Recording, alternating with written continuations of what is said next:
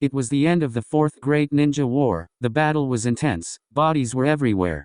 At the climax of the war, Naruto and Sasuke had been able to defeat Kaguya, by ripping the Bijou out of her and having them willingly pass into the only place Kaguya couldn't get to them, Naruto himself, using the seals given to them by the sage. But the damage was done, and out of the chaos only they and the Sage of Six Paths remained. There they stood, in horror, regret, and shame, knowing they had failed in the end. They all gazed upon the battlefield before Naruto began to speak up. "Naruto, we failed," he said as tears began to slowly build in his eyes as he thought of all of the important people in his life that the war had cost him. At his side stood Sasuke and, although he didn't show it on the outside, he was just as deeply affected by his failure for not being able to achieve the peace that his elder brother had sacrificed so much for. "Hagoromo, boys," he said as the two teenagers slowly turned to face the sage. "I can't begin to imagine how you both must be feeling, but if you would listen, we may still have a chance." "Sasuke, a chance to what?" "In case you haven't noticed, everyone's already gone. We've failed," he said in both anger and regret. "Hagoromo, while I cannot bring back the people you both love, there may still be a way to preserve humanity as a whole." "Naruto, how?" he asked in both hope and desperation. "Hagoromo, I know a technique, one so dangerous I swore I would never use. But considering the situation, I see no other alternative.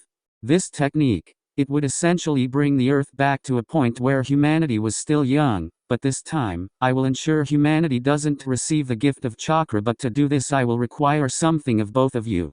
"Naruto, anything," he shouted without hesitation. "Hagoromo, to ensure that this plan isn't all for naught, I will be enhancing the seal on both of your arms, giving you a regeneration so strong that not only will your aging stop, but it would take nothing less than the complete destruction of every cell in your bodies to do you. With this, you two will be able to act as the guardians of the planet to ensure nothing like this will ever happen again. In addition, I will be giving you the memories of your past lives, so that you will have the skills and experience to protect the Earth from any threats that may come. Understand that if you accept, there will be no going back. Are you ready?" he asked. Naruto closed his eyes and took a deep breath, seemingly deep in thought, knowing that if they accepted, as he thought it over with the Bijou getting approval from each of them. He thought it over for a little more, knowing he and Sasuke would most likely never see the people he cared about again before opening his eyes and looking at Sasuke, who nodded with determination. "Naruto and Sasuke, we accept," they shouted in unison. "Hagoromo, then let us begin," he said as he tapped his staff on the ground as Naruto and Sasuke's seals glowed and they both grunted in mild discomfort as their memories as Azure and Indra were restored, while all around the world raced by as the bodies on the battlefield decayed and grass grew. In the hidden villages, moss and vegetation grew around and inside each and every building.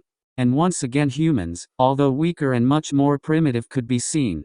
"I leave the rest up to you, Azure and Indra. Good luck," he said before departing in a white flash. After the technique was over, Naruto and Sasuke would see the newly restored Earth and would immediately get to work, spending millennia getting stronger. Their strength became so great that the two of them had made the decision to only ever act if humanity was in imminent danger. That day would come with the arrival of the gems. When they arrived, they immediately started colonizing the planet and destroying its ecosystem. In order to keep the humans safe, they began to protect them from the gems, but they couldn't save all of them, and over time the ones they couldn't save were shipped off into space. With the civilians out of the way, Naruto and Sasuke began to fight, but before they could unleash their power and destroy the gems, who dared to destroy the peace of their home, she appeared. She didn't stick out at first, there was nothing special about her, but that would all change soon. Soon she began to gather gems, calling themselves the Crystal Gems, and began to rebel against their leaders, claiming that the Earth was worth protecting. With every battle, more would flock to her side, and soon everyone on Earth knew her name, Rose Quartz.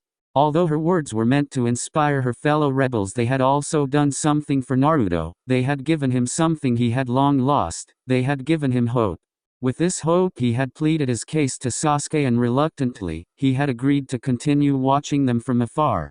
It had taken centuries and they had won the war, but at a price, and as Naruto and Sasuke looked upon the aftermath of the final battle, they felt sympathy for the remaining crystal gems as images of the demise of their own home played in their heads. Deciding they weren't a threat, Sasuke decided to leave to keep watch on the ruins of the 5 great nations. As for Naruto, he continued watching the remaining 4 crystal gems for millennia and after enough time, decided to actually meet them. Posing as a rookie musician in order to keep his true identity a secret, he went to their temple and after a rocky start, he became friendly with all of the gems and after a few months something grew between him and Rose.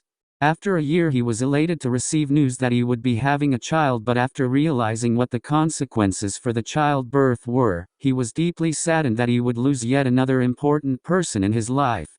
Thus he made a vow to protect his unborn child no matter the cost. And then the day came and his son was born. He was perfect. He was his hope in life. And his name was Stephen.